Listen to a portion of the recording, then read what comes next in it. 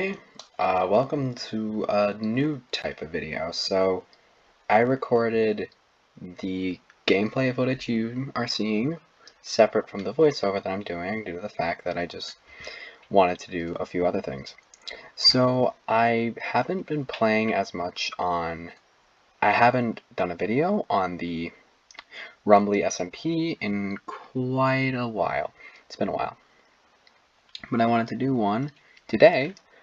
So I decided to show you guys, this is just me going about my daily steps, but I wanted to show you guys tell you guys what I wanted to do.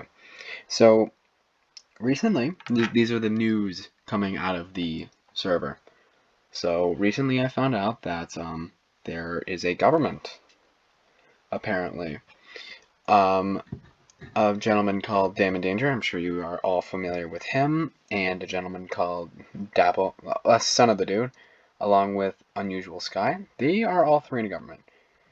Now, I haven't made a decision on them yet due to the fact that their type of government is, I wouldn't say acceptable, but better.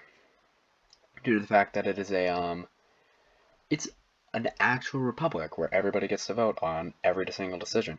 So I'm gonna have to watch that one with a little more vigor than I usually do. Because those ones can turn tyrannical pretty dang easily. So that thing I'm gonna have to watch. As far as other news goes, the Mr. Rumbly, he hasn't been working as hard. The fact that he's had stuff going on, so he's fallen behind, which means worse for me because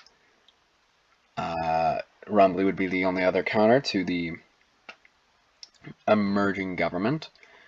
So yes, that's fun. I got turtles. I wanted to say that because I wanted to get a turtle helmet. Because turtle helmets are really cool because they give you underwater abilities, and that I will show myself getting because I've only ever gotten a turtle helmet in like one world.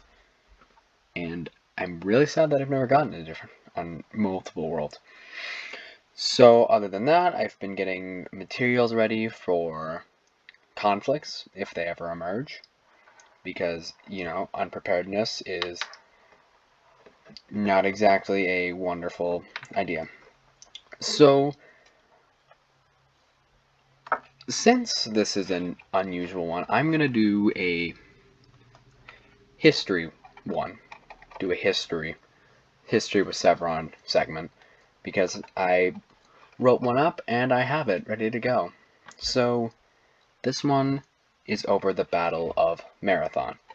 Now, if that sounds familiar or rings a bell, that's because this one came right before the Battle of Thermopylae. Well, not right before, but it preluded the Battle of Thermopylae. So, the Battle of Marathon. Now, just like Thermopylae, this one was all started by the Athenian support of the Ionian Revolt in the newly formed Persian Empire. This angered King Darius I of Persia because obviously, you know, inciting rebellion in his kingdom, not exactly a good look for the Athenians. So, but the Athenian involvement into it was very complicated because the Spartans had just helped Athenian Democrats overthrow a tyrant called Hippias. They overthrew him. So then the Spartans introduced a tyrant that would be on their side, but then the Athenians established a democracy, and it was kind of unstable, but they supported the Ionians to keep Persia at bay. Very, very complicated. So, basically, the Athenians asked the Persians for help in fighting off the Spartan, you know, they wanted to get Sparta's influence over Athens away. So they asked Persia for help. Persia, but relations soured after that. It just did. So Darius, as I've stated in the past, dispatched an expedition to Greece to take back Thrace, which he did. He took back Thrace, which was good for him. And he forced the kingdom of Macedon, or Macedonia, to become a vassal of his. Yes, it's the same kingdom, Macedonia, that we talked about last time, that Alexander the Great would later make his empire out of. So after that, the Persians then conquered multiple city-states. I'm sorry, I'll be right back. Hi guys, sorry, I'm back. So where were we? Oh yes. So the Persians quickly conquered city-states that helped the Ionians, but they conquered Eritrea, which was the other big one, and then moved to take out Athens. The Persians then moved down the, how do you say that? Not Adriatic, Attic? I'm not sure, I'm sorry. And landed the Bay of Marathon near it was like 20 kilometers from Athens itself. And the Persian army had knowledge of the area due to the fact that they were helped by Hippias, the old tyrant of Athens. So the Athenians gave their command to Miltiades, who had fought the Persians in the past and was good at it. So the Athenians moved very quickly. Since, it's close to Athens, they can move pretty quick, and they cut off Marathon. They encircled it, so they couldn't move. So the Athenians sent their best runner to Sparta to ask for help, but the Spartans were unable to help due to the fact that they had a religious ceremony which didn't allow them to raise an army for 10 more days. Something also that I didn't mention in Battle of Thermopylae, something similar to that happened, I think. So, but the Athenians got about 1,000 hoplites from a smaller city-state, which gave them great relations with the Athenians. So for 5 days, there were a few skirmishes, but no battles happened. The Athenians were content with sitting and waiting because they knew the Spartans would be on their way pretty quick, so they were content on waiting. The actual start of the battle is wrapped up in much debate because nobody really knows how it started. Some say Miltiades smelled blood in the water. He found out that the cavalry from the Persians was gone because they were going to go encircle Athens with it. So he smelled blood in the water and went for it, using tactics that were not of the era. So many say that didn't happen, or it was just that the Persians advanced. So sorry, something happened, so I'm back.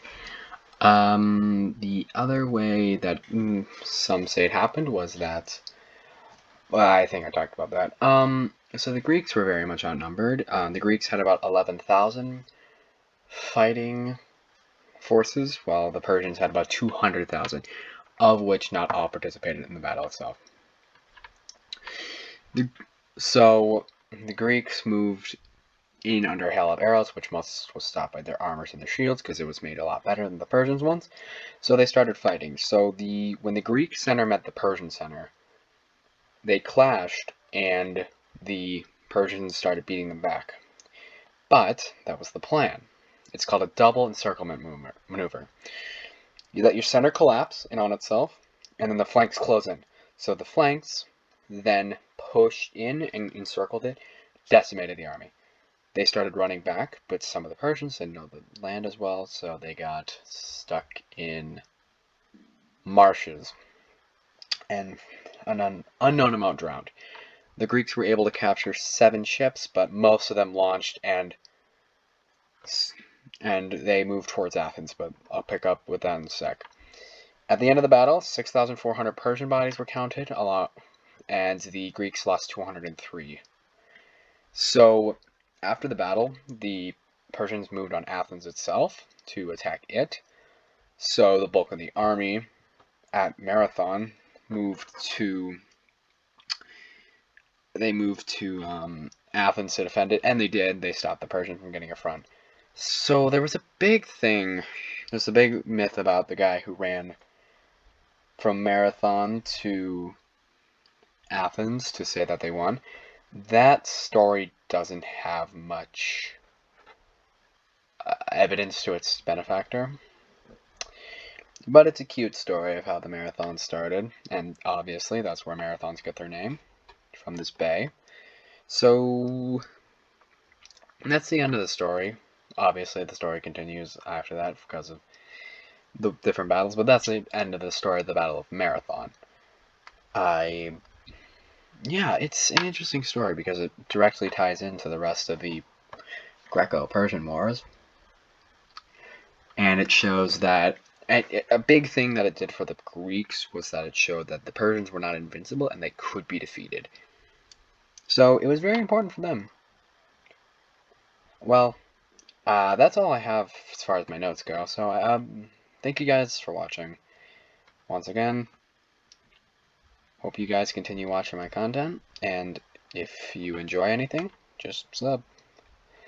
Just throw a sub my way. Just a penny, a cent. That's all I want. That's I don't even want them. It's just, it'd be nice. Anyway, I'll talk to you guys later. Bye.